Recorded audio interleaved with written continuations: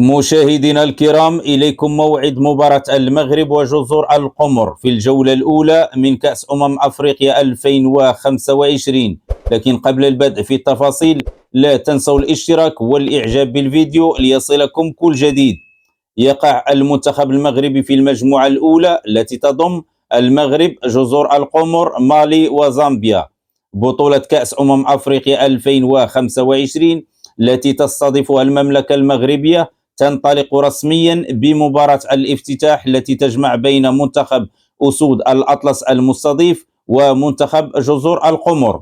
هو يوم الأحد 21 ديسمبر 2025 على أرضية المجمع الرياضي الأمير مولاي عبد الله بالعاصمة الرباط. وتنطلق المباراة في تمام الساعة 8 مساء بتوقيت المغرب، تونس والجزائر، الساعة 10 مساء بتوقيت مصر والسعودية. وتنقل مباراة المغرب وجزر القمر عبر قنوات بي إن سبورت القطرية والقناة الرياضية المغربية إن شاء الله. لا تنسوا الاشتراك والإعجاب بالفيديو ليصلكم كل جديد.